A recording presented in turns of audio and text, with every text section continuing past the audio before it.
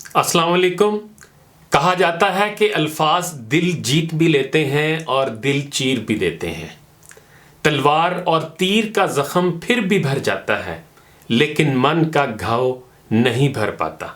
इसी मौजू पर रोज़नामा 92 के 1 नवंबर 2021 के अखबार में शाजिया ज़फ़र साहिबा का एक मज़मून शाया हुआ है। उन्होंने कई अफराद की मिसालें दी हैं। पहले उन्होंने एक डिपार्टमेंटल स्टोर के खुश मिजाज सेल्समैन का हवाला दिया है, जो पहले उन्हें दूसरे स्टोर पर मिला करता था, लेकिन बड़े अरसे से दिखाई नहीं दे रहा था। उससे जब उनकी मुलाकात हुई तो खैरो आफियत पूछने पर उसने बताया कि जिन बेरोजगार दोस्तों को उसने बहुत कोशिशों से वहां नौकरी दिलवाई थी, उन्होंने इसकी ही जगह पर आने के चक्कर में सियासत और साजबाज करके इसे नौकरी से निकलवा दिया।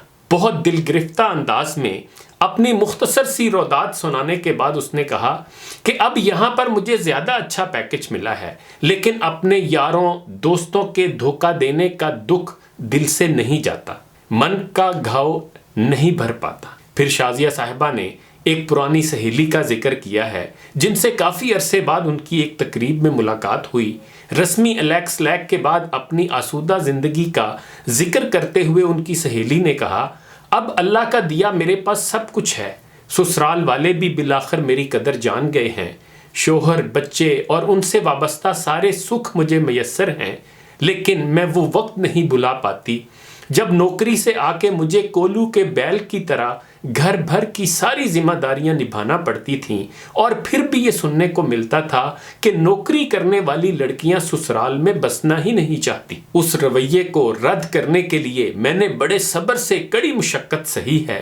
अब सब कुछ मैसर तो है, लेकिन नौजवानी का वो तमाम सुनहरा दौर तो डर, सहम के और सबको खुश रखने की फिक्र में गुजार दिया। बस ये कलक दिल से नहीं जाता, मन का घाव नहीं भर पाता। फिर शाजिया साहिबा ने एक तालबा का जिक्र किया। इंटर का रिजल्ट आया।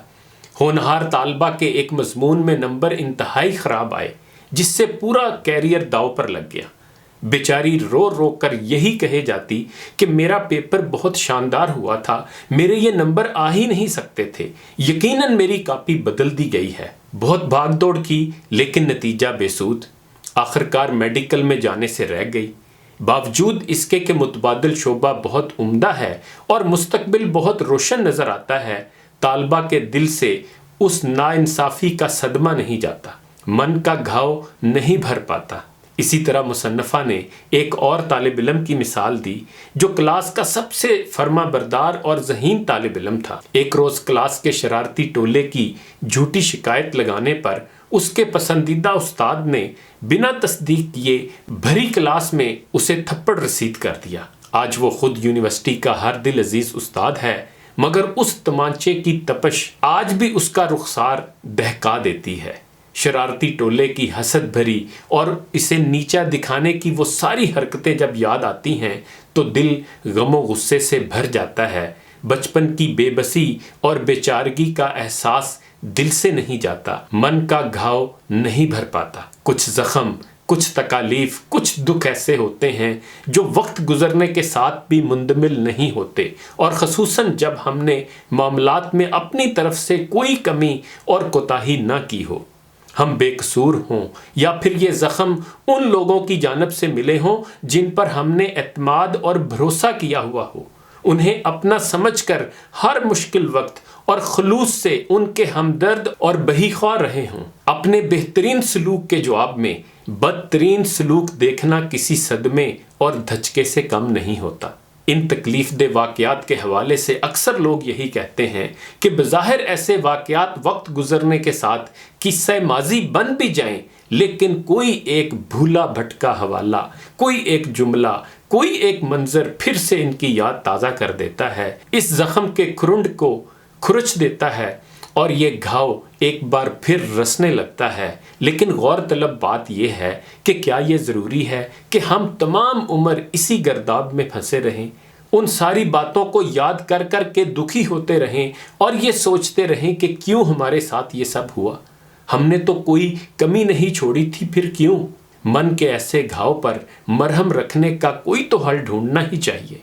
زندگی اتنی ارزاں تو نہیں ہے کہ یہ غم منانے میں گزار دی جائے۔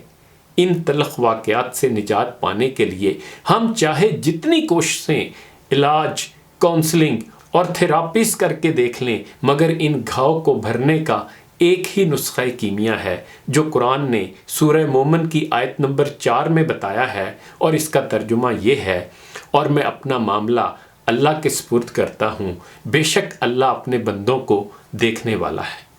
یہ جو اپنا معاملہ اللہ کے سپرد کر دینا ہے، یہ کوئی عام سی بات نہیں، بلکہ یہ کسی بھی بندے کا نہایت غیر معمولی اور انتہائی اقدام ہے۔